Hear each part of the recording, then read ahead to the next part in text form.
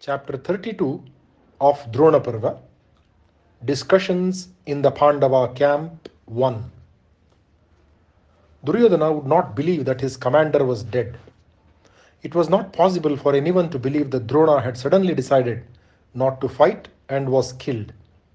He was the one man who could keep all of them hopeful of winning the war. With the death of Drona, died all hopes in the heart of Duryodhana.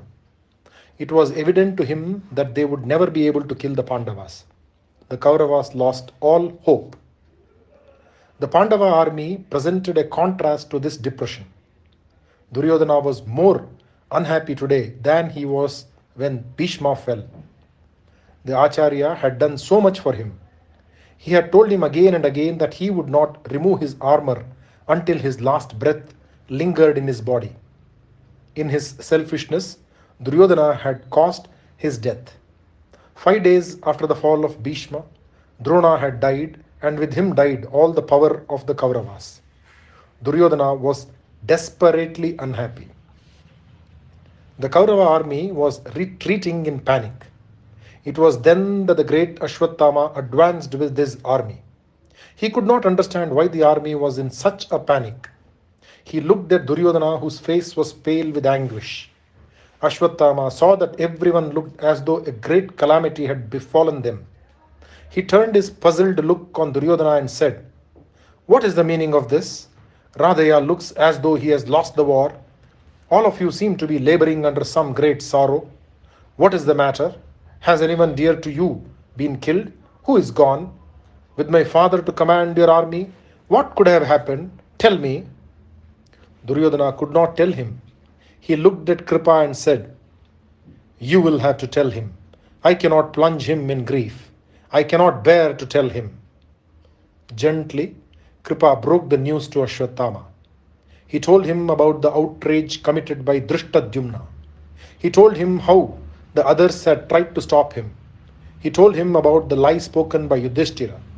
He told him everything that happened. Ashwatthama's anger was terrible. Even the Kauravas winced under his fury. He said, "I am ashamed of Yudhishthira and his falsehood. War is a very uncertain thing. Lives will be lost. If the fight had been fair, there would have been no regrets. If my father had died in a fair fight, I would have been reconciled myself to the fact that it is the rule of war that people should die. But I cannot bear this insult to my father. He died fighting and he has reached heaven. I know that. But I will punish the man who insulted my father. I will kill that Drishtadyumna. He will suffer for what he has done. I will punish the eldest of the Pandavas who spoke a lie to save himself from my father's fury. This earth will drink the blood of those sinners, Drishtadyumna and Yudhishthira. It is terrible to think that my father should have been killed like a man who has no one to love him when I am here. What is the use of my prowess and my power over the divine astras when I could not use even one of them to protect my father? It is not good to talk about oneself, but I have to. Let the Pandavas and Krishna see me today. I am going to destroy them all with a single astra of mine. Even if they try to escape into the Nidhar regions, they cannot escape death. I will cause a dreadful storm that will kill all of them in a moment. I am sure of that. Let them try and protect themselves and their precious Drishtadyumna. I will laugh at their helplessness. I have with me the great astra called Narayanastra. It was given to my father by the Lord himself. It should not be used on innocent people, but I am going to use it. I am not worried about the consequences. I will see the Pandavas dead. That is enough for me. I will be terrible today. Duryodhana, you will be Lord of the world in a matter of moments. I can assure you of that." The words of Ashwatthama put new life into the Kaurava army. They began to blow their conches and trumpets, and led by Ashwatthama, they proceeded towards the Pandava army. The Pandavas were roused out of their complacency by the sound of trumpets and conches. They could hear the approach of the army. Yudhishthira said, "When Drona fell, the enemies were downhearted.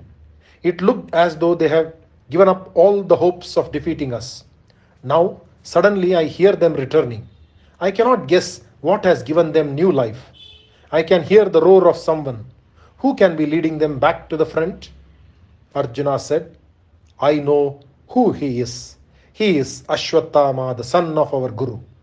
The most terrible man to oppose. He is coming to meet us in battle. He is like the god of death. He is more powerful than Indra or even Vishnu. He has been born by the grace of Lord Shankara. He is like Shankara with his bow like the great Pinaka of the Lord. He is coming to punish us for the killing of his noble father. Ashwatthama has heard about the insult offered by Drishtadyumna to his father. In your desire for victory, my lord, you have spoken an untruth. Our Guru thought that you would never tell a lie, and so he asked you if his son was really dead. You have today done a very unrighteous thing. That was why he threw down his bow and sat in meditation. You made the Acharya weaponless. You allowed the outrage on him by Drishtadyumna, who was his pupil. Try and do what you can to protect Drishtadyumna from the wrath of the son of the Acharya. Not all of us together will be able to do that.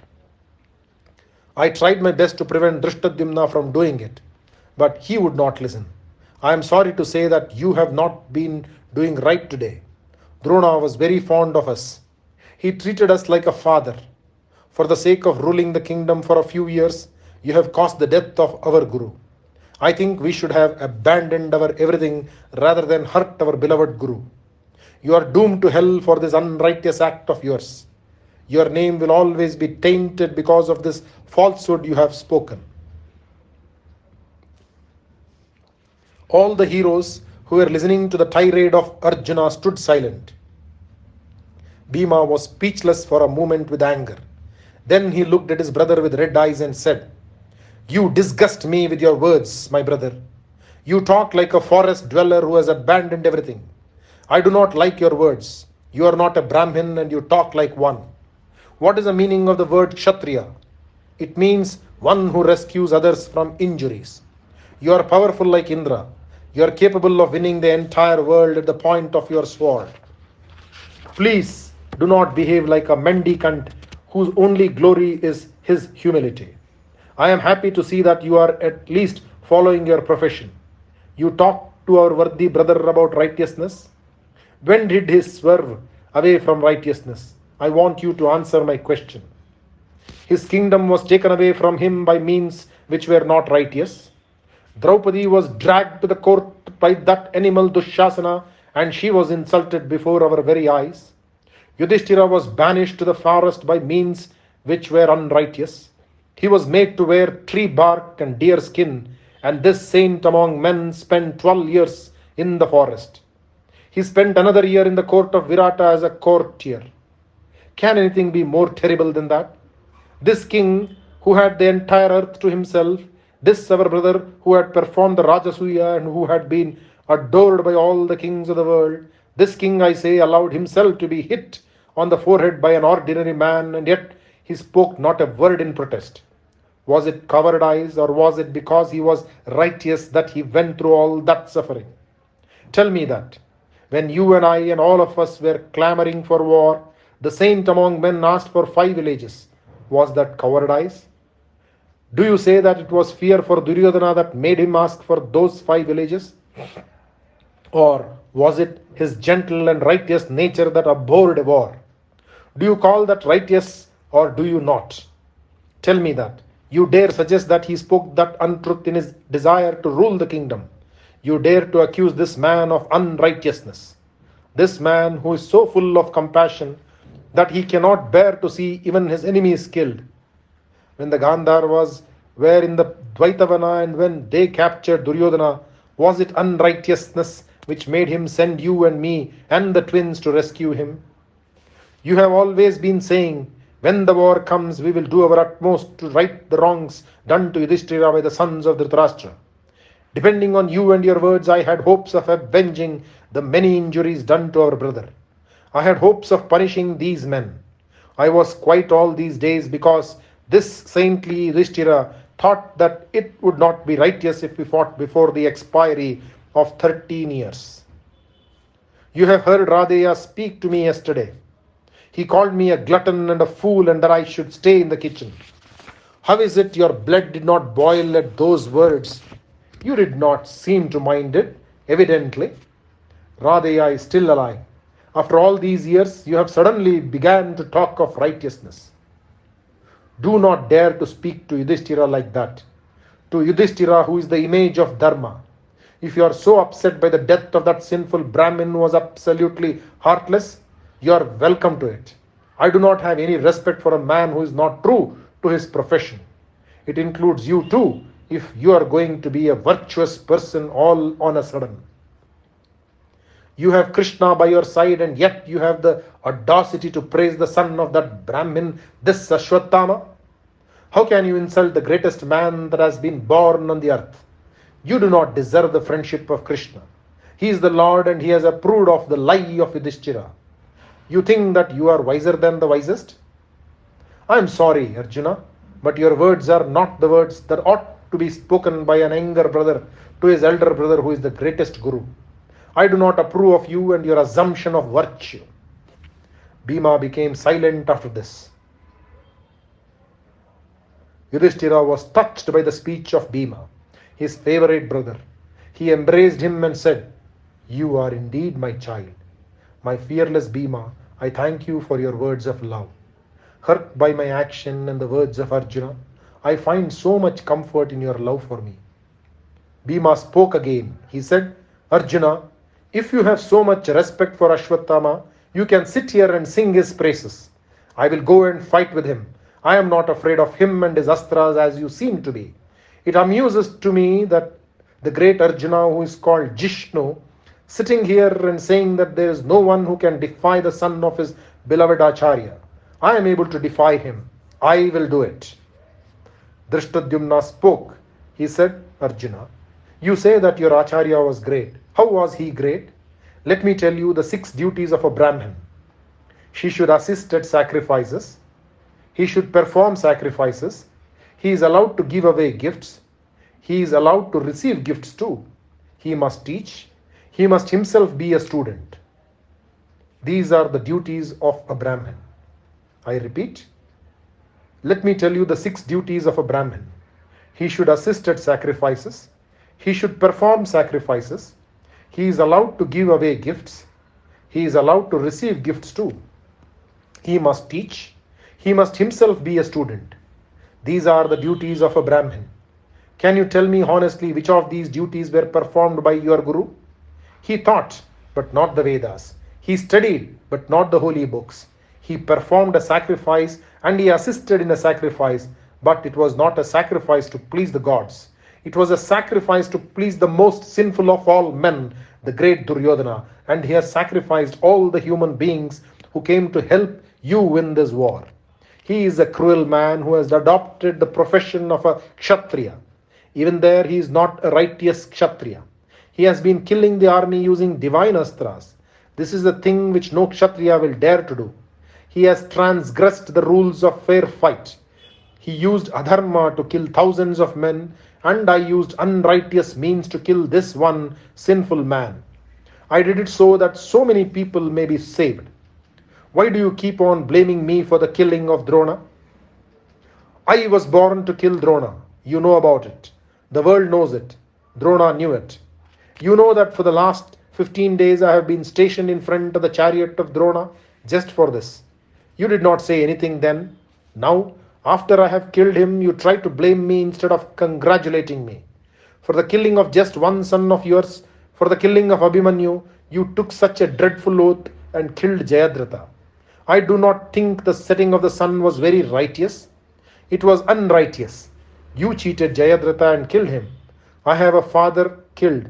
My brothers were killed. My sons were killed. All this was done by this one man, and when I avenge the death of all of them by this one act, you turn against me and blame me.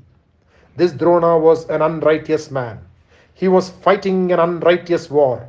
I do not feel that any sin will cling to me or to Yudhishthira, for this act we have done for the good of the army. Even after killing him, my fury has not abated.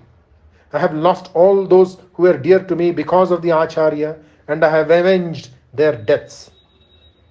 You say that a Kshatriya should not kill his Guru, but it has been the dharma of a Kshatriya not to remember his relationship to his opponent. Was not the great and noble Bhagadatta the friend of your father Indra? He was your Guru and you killed him. The great Bhishma was your Guru and he was your grandfather. He was more than a father to you. He was your Guru. Arjuna, did you not kill him when he had abandoned his weapons? Why then do you call my act wrong? If you think that you did the right thing when you killed Bhishma, why do you taunt me who has done the same thing? For a Kshatriya, no sin will cling to him if he kills his near and dear people if they oppose him in war. You are left alive, Arjuna, with my forgiveness for your words because of Draupadi, my sister, and because of her sons. I would otherwise have killed you for this. Satyaki could not bear to hear his dear Arjuna being insulted. He sprang up and said, Listen to me, Drishtadyumna. I am not going to allow you to insult my friend and my Guru. You have done a sinful thing and you boast about it in the midst of righteous men. You killed your Guru when he was weaponless and you have insulted him throwing his head on the ground. You and your ancestors will be in hell for this dastardly crime. How can you say that Bhishma was killed by Arjuna when he was without his weapons? He himself wanted to be slain. He had told them as much. He was killed because of your brother and not because of Arjuna. It was because of Shikandi that Bhishma threw his weapons down. Do not dare to speak a word about Arjuna. If you do, I will split your head with this mace of mine.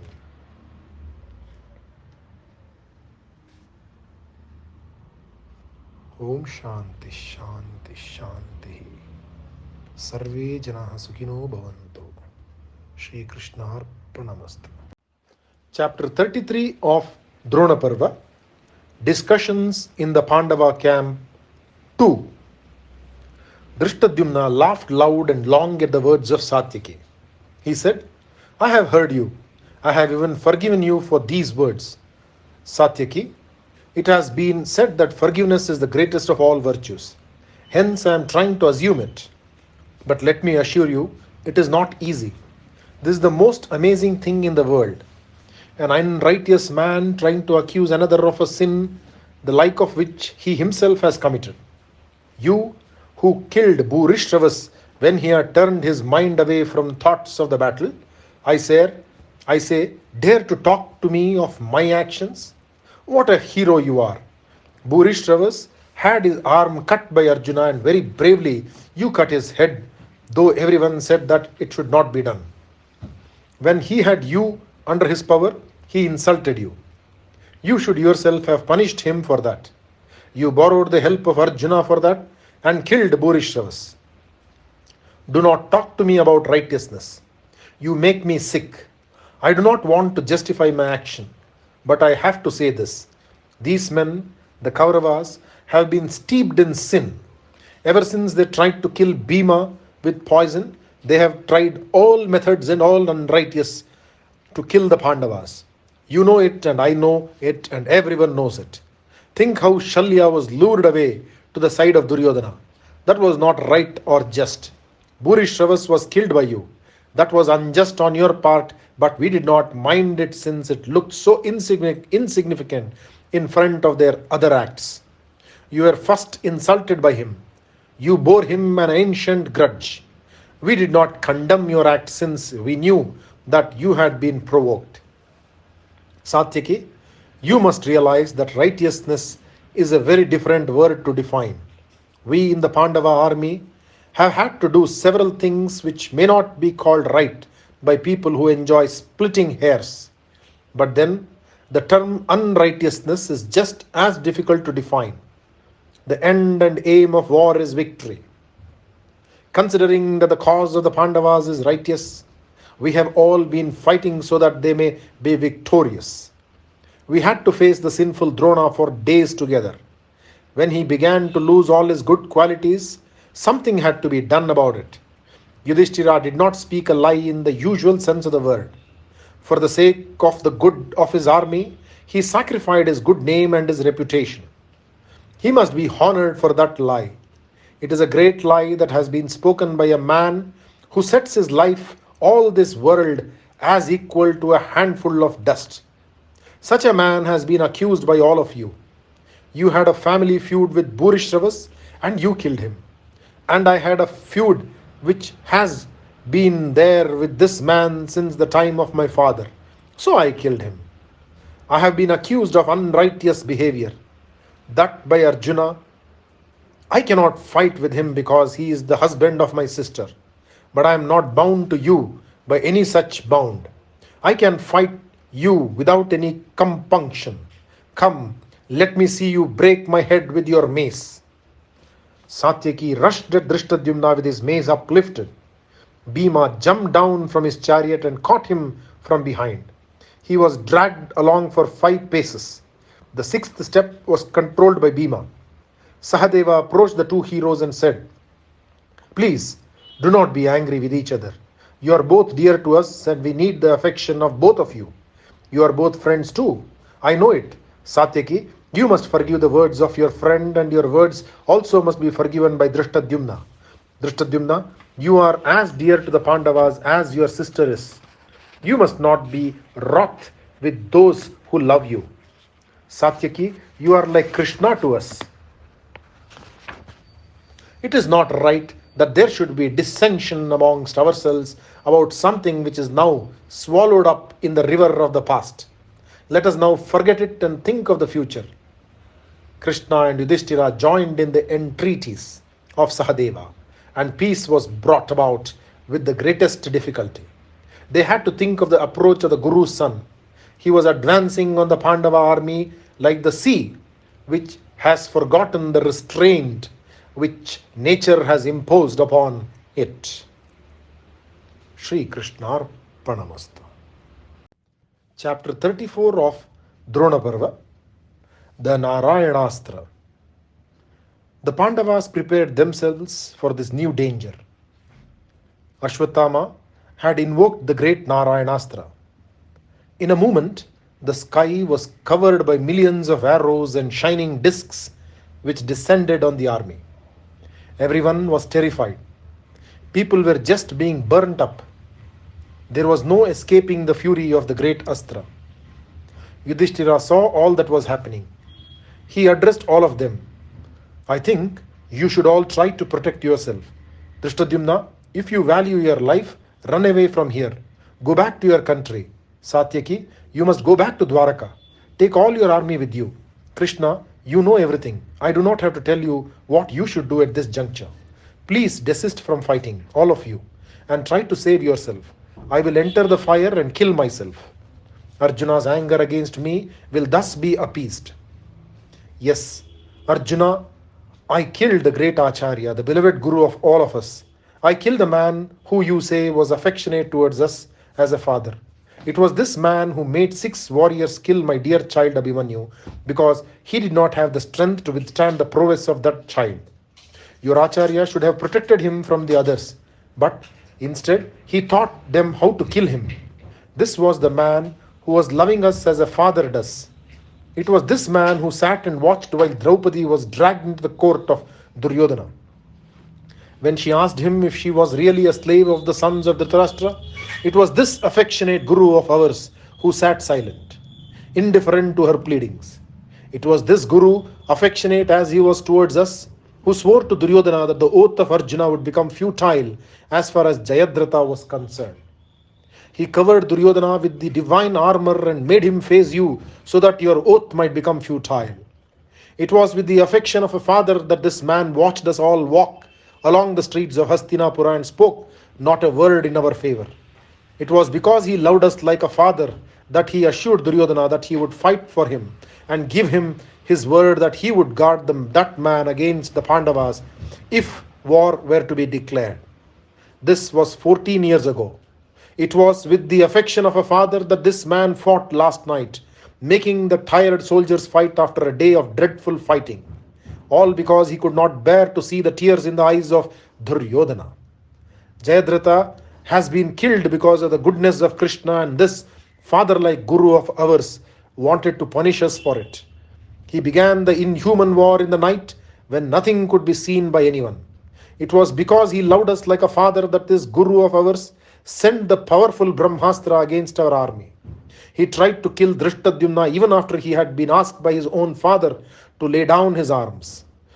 With his last breath, our Guru said, Radheya, Duryodhana, guard yourself against the Pandavas. I am laying down my arms. Arjuna, you say that he loved us like a father. He might have loved you. He was always partial to you. But as for his fatherly affection which you speak about, it was the privilege of Duryodhana to enjoy that affection. I was told by Krishna that it was for the good of the army that I should speak the untruth. I have always hated lying. But I did speak a lie. Krishna has been my guide, philosopher, and friend. You may consider that Drona as your Guru, but I consider Krishna as my Guru. I am proud to have obeyed him. I told a lie, but I am proud to have spoken that lie. It has saved the lives of so many people. I have been able to do so much good. I am proud of my lie. Do you hear that? I am proud of it.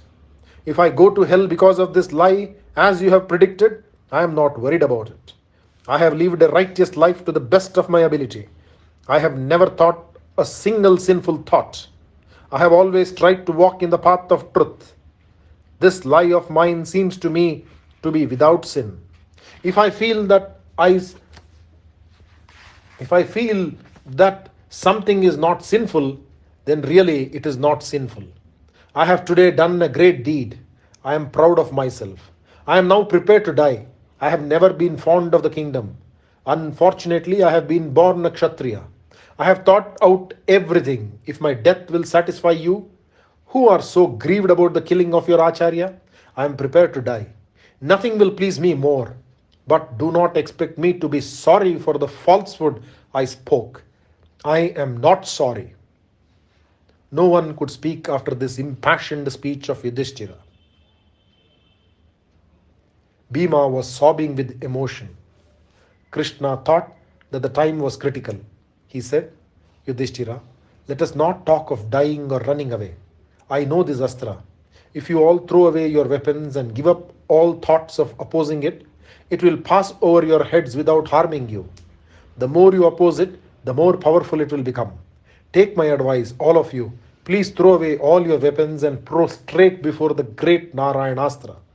The entire army was on the ground, prostrated before the glow and power of the astra. All of them fell down, all except one. That was Bhima. He would not bow down to the astra. He said, I will not prostrate before an astra thrown by Ashwatthama. I am not a cowherd. I will fight. It was a magnificent sight. The entire army was down, and this one man stood like a tall sala tree, undaunted by the raging storm. Something terrible happened. All the arrows which had been seen in the sky seemed to descend on Bhima, and he was completely enveloped by it. He began to glow with the power of the terrible astra, which was trying to destroy him. His head looked like a furnace. It was dreadful to see him. Still he stood. Arjuna was frantic. He did not know what to do. He dispatched the Varunastra, which was able to quench the fire to a certain extent. But it was not enough. Bhima was roaring and shouting with pride. He would not give in. He looked like the sun at midday with 1,000 rays of fire emerging from him. Still he stood. Krishna and Arjuna rushed to the great hero. They pulled out with all their might the weapons he had on his body. They pushed him on the ground and by force made him stay down until the astra passed him by. Bhima was saved.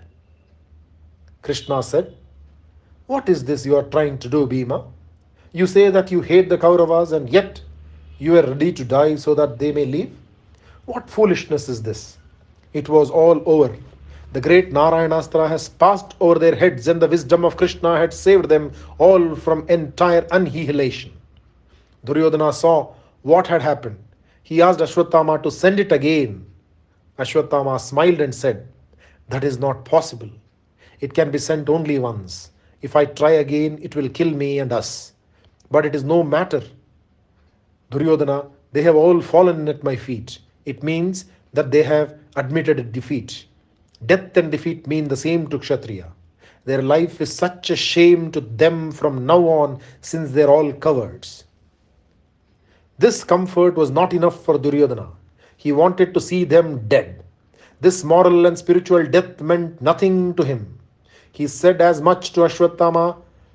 He said, if you cannot send this astra, send something else. You have so many of them at your command. I must see them killed. Ashwatthama attacked Drishtadyumna now. It was like the death grip of a lion on an elephant. The fight raged for a long time. All the heroes were trying to help their dear commander. But it was no use trying to fight with this man who was mad with grief and anger. Arjuna came up to him and said, let me see the prowess you seem to be so keen on displaying. I have heard of your power.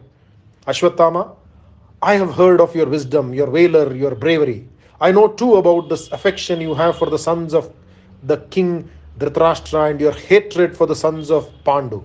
If you are really as powerful as you are reputed to be, let me see some of it. Come and fight with me. Ashwatthama took up the challenge of Arjuna. The fight was wonderful. Both were the disciples of the same master and it was a pleasure to watch them fight. Ashwatthama was becoming impatient. He wanted to finish off Arjuna soon. The astra belonging to Agni was invoked by him and he sent it against Arjuna and his army. The army was beginning to be burnt up. Arjuna was wild against this man who fought against all codes of chivalrous fighting. Arjuna invoked the Brahmastra and sent it to quench the fury of the fire. A cool breeze blew and the fury of the two astras had abated. Ashwatthama went away from the battlefield. He wanted to be alone with his grief. There, when he was alone, he met Vyasa. He asked Vyasa, my lord, why did my astras fail? Why did they? How could they? Vyasa said, Ashwatthama, you sent them against Nara and Narayana, who have been born as Arjuna and Krishna to rid the world of our troubles. It is not possible to defy them or to destroy them. You are foolish in trying to do the impossible. Your father has reached the heavens. There is nothing in it for you to grieve. Go home, my child, and think of tomorrow. The army of the Kauravas was withdrawn at the end of the day. With a great sigh, the Pandava army too went back to the camp. They could sleep tonight. That was the first thought in the minds of all the soldiers. The Kaurava army camp was sunk in gloom. Bhishma was gone and now on the 15th day of the war, they had lost Drona. He was like a great fortress which had so far withstood the attack of the Pandava army. But now he was gone. Duryodhana was not able even to think. His mind was almost unhinged because of this dire calamity which had befallen him. Radeya and Dushasana tried in vain to comfort him. So passed the dreadful night. Iti Drona Parvaha Samapta. Shri Krishna Arpanamastu.